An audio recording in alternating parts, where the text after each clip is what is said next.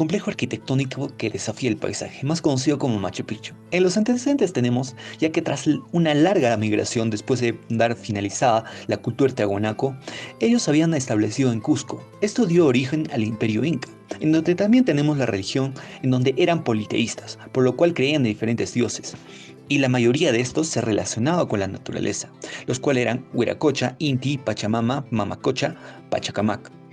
En la economía ellos se habían basado en la agricultura y el cultivo, y además de ello tenían diferentes especies de ganado, como eran la llama, la alpaca y la vicuña. Y en los cultivos, la papa, maíz, quinoa y algodón. Su estructura social se había dividido en cinco, lo cual eran el Inca, Aucapanacas, nobleza, Jatunruna y los esclavos. En el urbanismo, esta se había denominado Llacta, ya que es un nombre contemporáneo. Esta a la vez se había dividido en dos grandes zonas, las cuales son la zona agrícola y la zona urbana. En esta estaba formada, en la zona agrícola estaba formada por un conjunto de terrazas de cultivo que se encuentra al sur.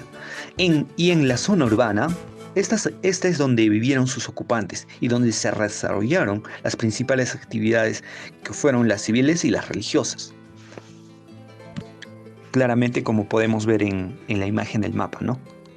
Esta a la vez se había dividido en una zona urbana, suburbana y rural.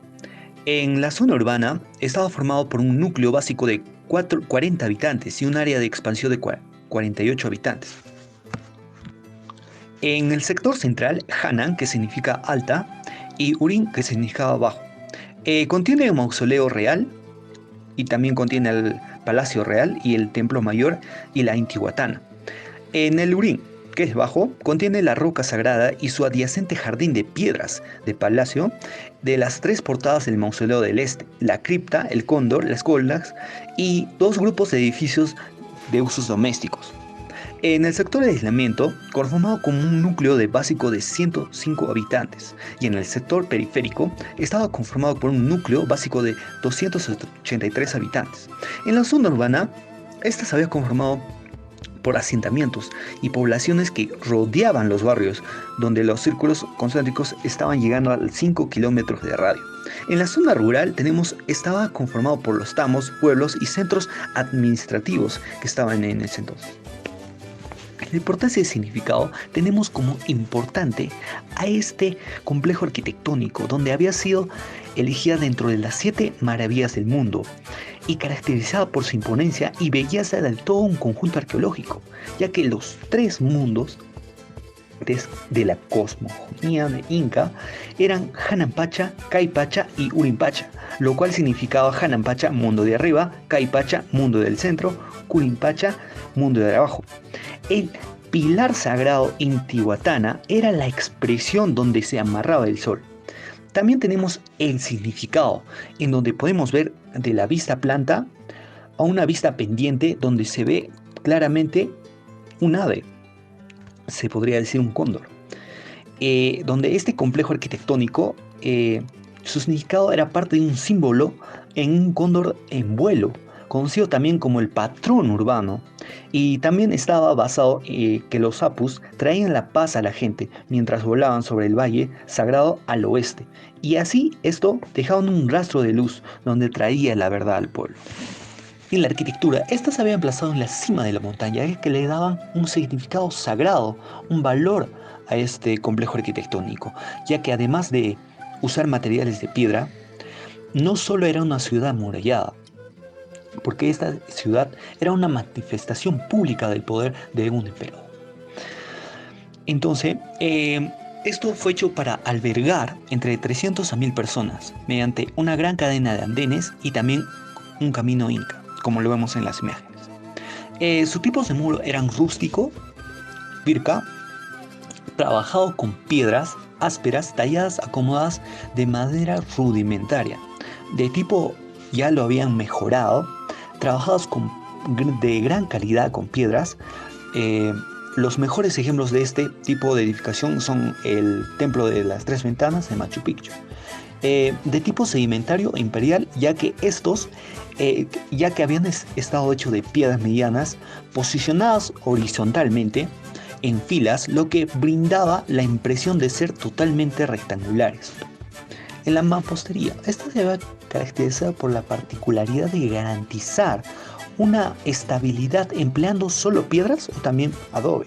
En sus edificaciones claramente tenemos como las tres ventanas, el pilar de Intihuatana, el Templo del Sol y el Grupo del Cóndor.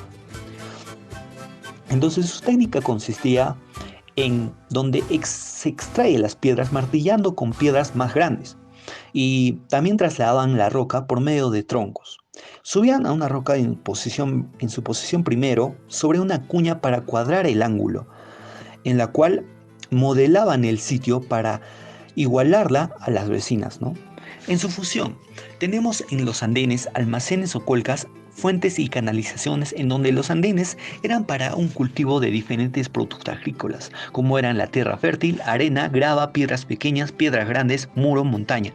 En los almacenes o colcas, estas fueron construidas para cumplir una función de graneros y almacenes. De forma rectangular ya eran para almacenar tubérculos y de forma circular para almacenar maíz, viendo así de 3 metros a 10 metros y de 2 metros a 6 metros respectivamente, como se puede ver. En las fuentes y canalizaciones, las colcas fueron construidas para cumplir una función de graneros también y almacenes.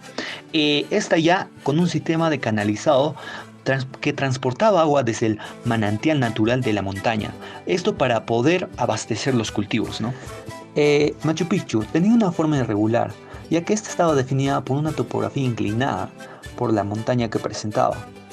Cabe el caso que presentaban sus edificaciones más bien una forma regular con un orden de trama cuadriculada. En su espacio, esta conservaba una originalidad de la arquitectura inca. Esta estaba expresada con un orden territorial entre su zona urbana y su zona agrícola. En el sistema constructivo, en donde los constructores su primer reto era construir un soporte firme y estable en donde también se pueda cultivar. Es ahí donde surgen los sistemas de terrazas. Como podemos ver, los principales materiales que ellos usaban eran la piedra, el ichu, madera y el adobe, en donde en los techos se usaba la madera y fueron cubiertas de ichu. En los muros, la mayoría tenía una arquitectura trapezoidal en donde el cual provee estabilidad y una sensación de equilibrio. En las ventanas y puertas, estas poseían dinteles de madera o también piedra, en donde las puertas tenían doble jamba, permitiendo así una apertura desde adentro, ¿no? En los andenes, estas son un conjunto de terrazas agrícolas que estaban ubicadas encima de otra.